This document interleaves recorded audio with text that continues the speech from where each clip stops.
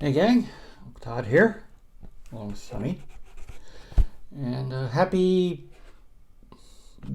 day after St. Patrick's Day, I guess. Sorry about that. And tonight we're going to look at a flick from the great Larry Cohen, probably one of the last truly independent filmmakers of great renown. Really made good films. They were low budget, cheesy, but there was an intelligence behind them. He got his start early 70s. He's made like a couple of blaxploitation films, Black Caesar, Hell Up in Harlem, both with Fred Williamson. And then he made his breakout horror hit, one of the best killer baby on the loose flicks, It's Alive. So popular, he made two sequels. It Lives 2, spelled T-O-O, and Island of the Alive. He also did one of my personal favorites of his, a Cute Winged Serpent, and he also did The Stuff, both with Michael Moriarty, and The Ambulance, which was more of a thriller than a horror flick, and starred James Earl Jones, and oh my God, I'm slipping on it. Eric. Hold on.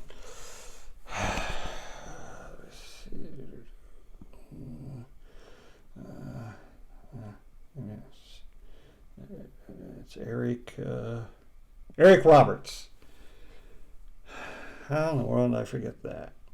Anyway, really good filmmaker.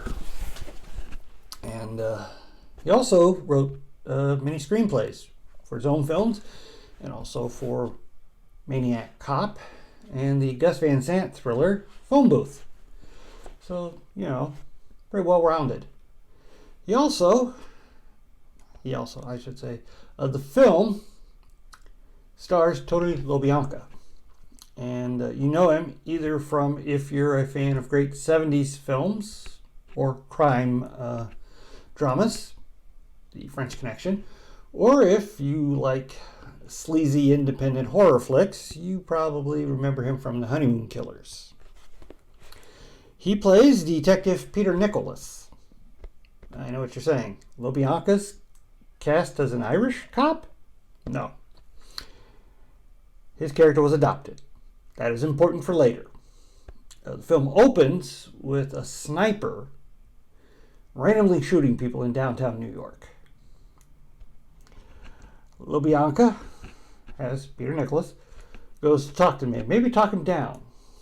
And when he asks the sniper why he's doing this, he gets a most unexpected reply. God told me to.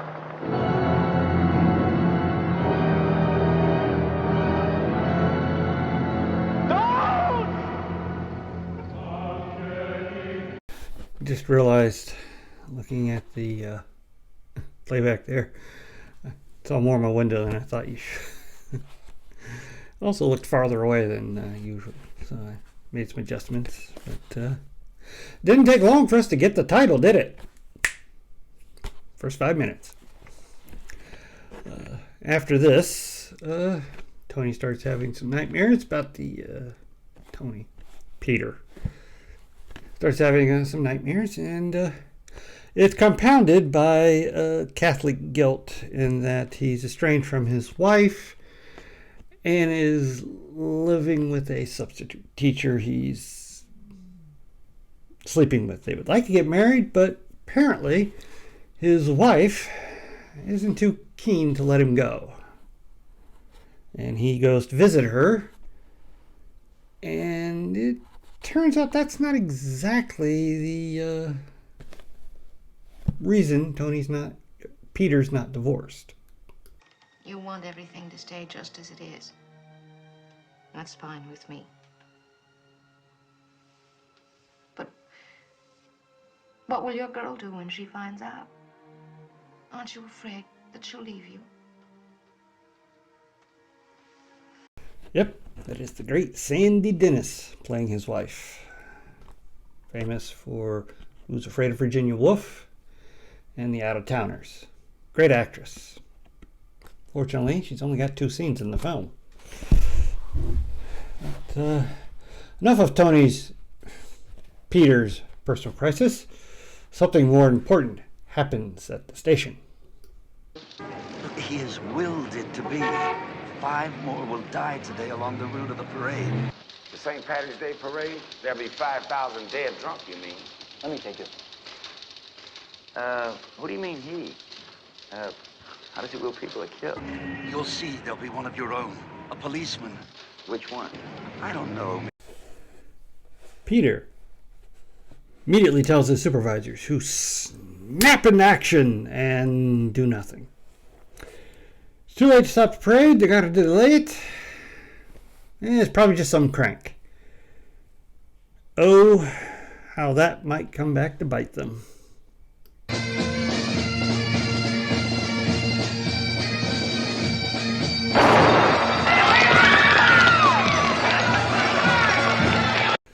The government is eventually subdued, but not before shooting several other people and getting shot himself. Peter arrives just in time to hear the explanation he knew was going to come. God told me to. God told me to.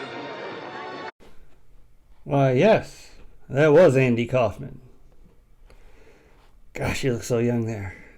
So, of course, before he played Laka on Taxi, or became the intergender wrestling champion, and all the other crazy stuff he did before his untimely death.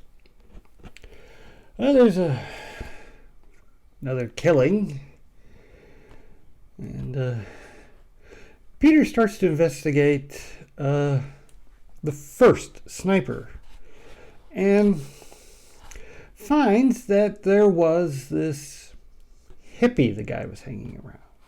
He investigates some of the other people who've been turning up saying God told him again. This hippie guy shows up.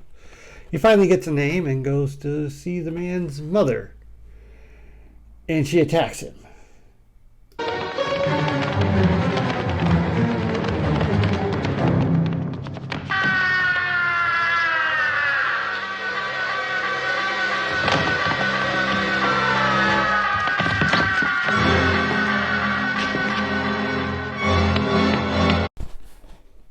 Before dying from the fight, she of course says God told her to.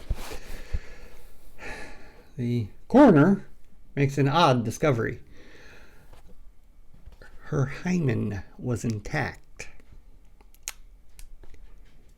She had produced her son, and he had been born by cesarean. Talking to her doctor, he explains that the baby was born with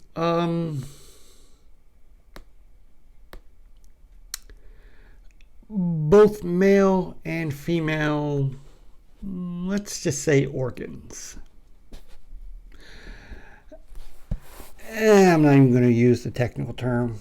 Just go with that. Some more investigating into her past, and he talks to a man who had picked her up years ago. And his story is, well, kind of interesting. It was as large as a house. What? But it didn't set on the ground, it hovered. Huh? And they raised me up and I floated up into it. Then they took all my clothing away, but they were very gentle. But I couldn't see them. Yeah. Nothing, except a single light that blinded me. But you're okay. Yep. According to Philip's mother, she was abducted by aliens and artificially inseminated. That means this is not a supernatural horror film.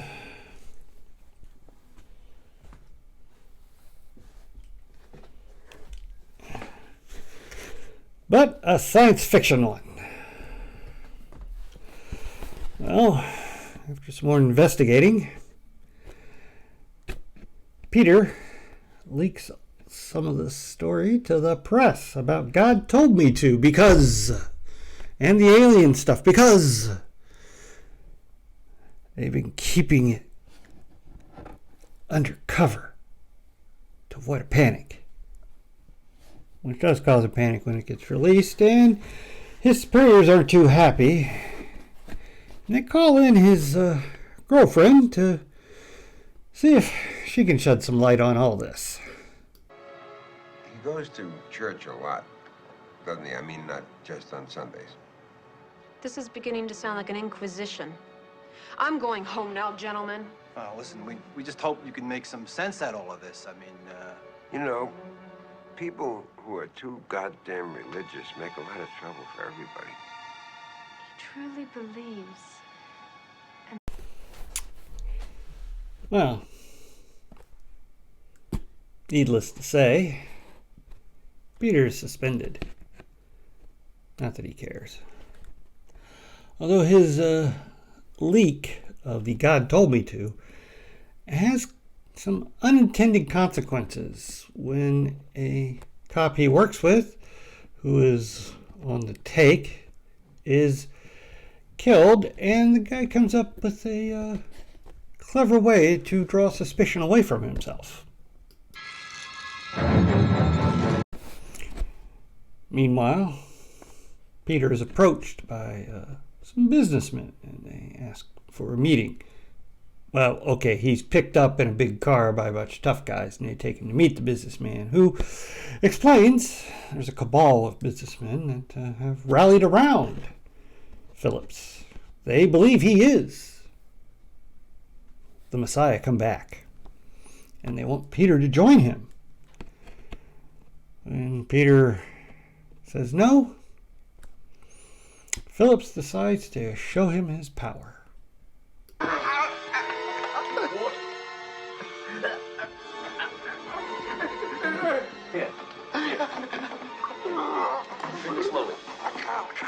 slowly.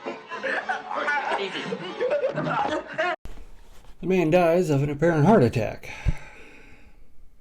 Later, the man who had given the tip to Peter about the St. Patrick's Day parade shooting tries to shove him in front of a subway train. But Peter, being a trained cop, easily defeats this man and forces him to take him to Phillips. And then we finally get a big reveal. Accept me, no questions. Why are you afraid of him?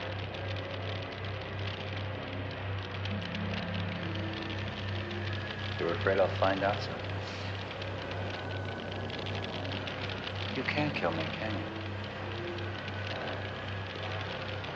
Because I'm different, too.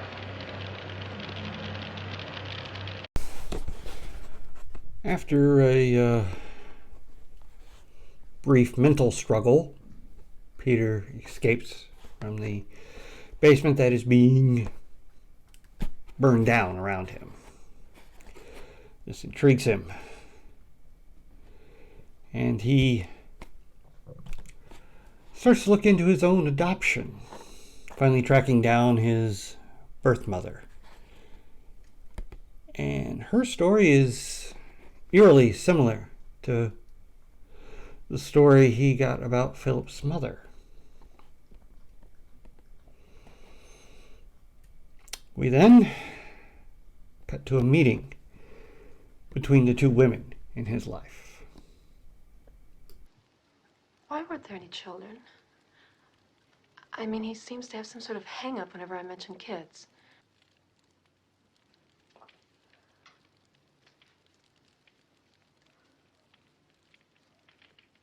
I had 3 pregnancies.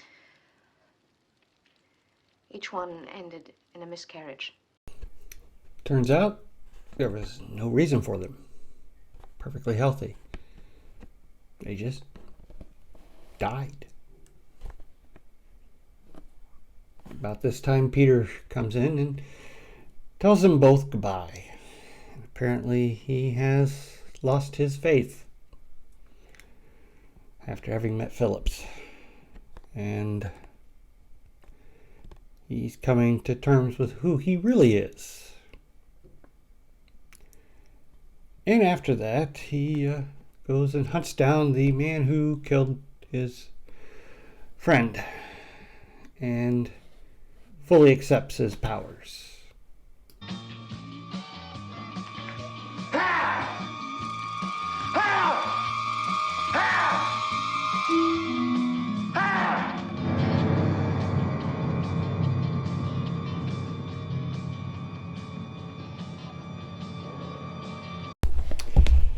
He then, using his mind powers, causes the man to kill his own men and then himself.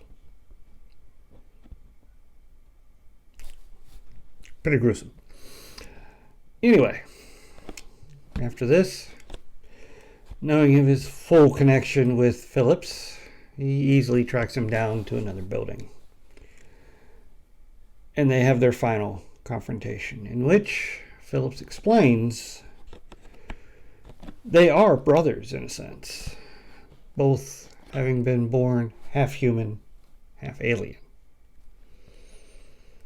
And there's some implication that will upset many religious people.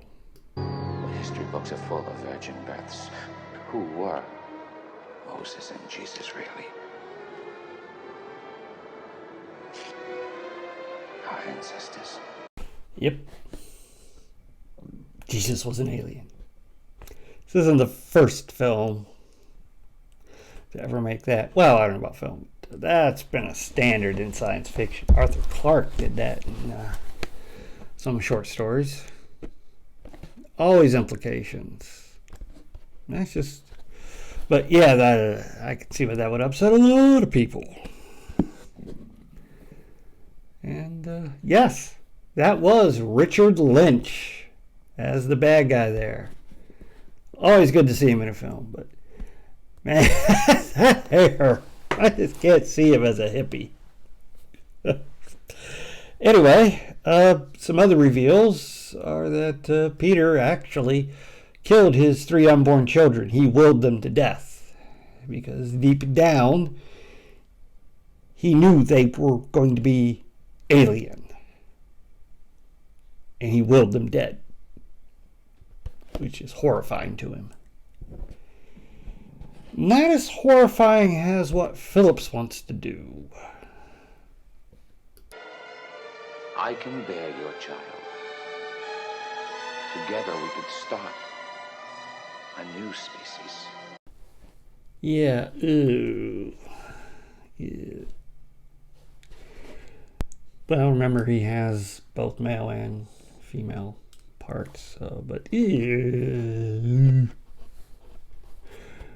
luckily Peter, he ain't down with that, and so they throw down.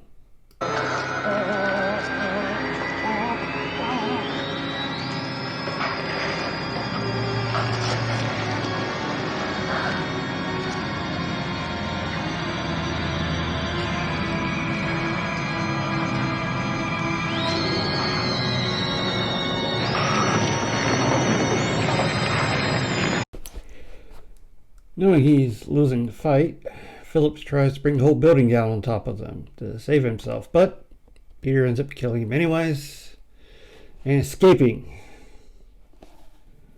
only to end up being arrested for Phillips' murder. And in that great irony of ironies, he is sent to an asylum because he said God told him to do it. This is a really good film. Very controversial when it came out. And I think it's probably still controversial today. A lot of really good low-budget filmmakers were very good at making controversial films. And this one, whew, it's up there with like Cronenberg's The Brood, or heck, most of Cronenberg's early films. You know, Rabid, and I can't remember you know the one. The first one he did. Set in the apartment complex with all the weird slugs in it. Anyway. Yeah, this is a very good film. Very thought-provoking. You know, about our belief in religion. How far we go for that belief. And what if that belief is misplaced? Which, of course, incensed many, many people. Probably incensed many, many people today if they saw this film. But, yeah, it's a good one from Cohen. Not as fun as some of his later films, but it's more in line with his previous film, It's Alive, with its mixing of science and social commentary and things. He was always very good at that. And of course, the acting. Wow. I mean, what a cast he's got here. You know, Deborah Raffin playing his girlfriend. She, sadly, is underused. As is Sandy Dennis. And, of course, LaBianca. Really good in this. I mean, it's a subtle performance, but you see him changing throughout the course of the film. And, of course, what better bad guy is there than Richard Lynch? I mean, seriously. And Andy Kaufman in a very, very small role. But, hey, it's Andy Kaufman. And as the police commissioner you saw there, that was Mike Killen, a very prolific character actor on TV and film. Of course, I know him best as the on the verge of losing it camp counselor from Sleepaway Camp, the first one. He's hilarious in that. But I mean, man had an amazing career. Just tons of films and TV shows. He was a mainstay. And some good special effects here. I especially like the glowing effect they used for Lynch to give him an angelic appearance. That's also kind of sinister. And there's some interesting commentary about business too. You know, and especially relevant today with all the mega churches and stuff. But yeah, I find that interesting that all these big businessmen are suddenly born again. Yeah. Well, highly recommended unless you're easily offended. And please hit like, share, and subscribe. And I'll see you next time.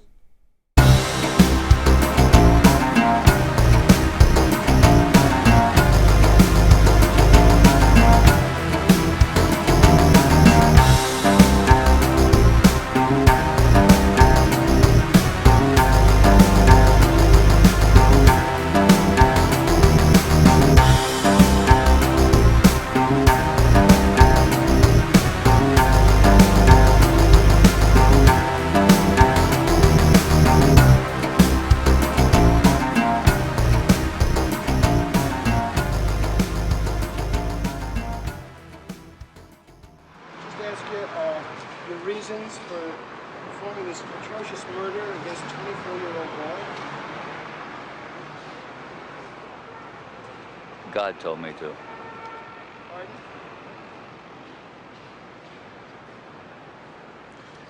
God told me to.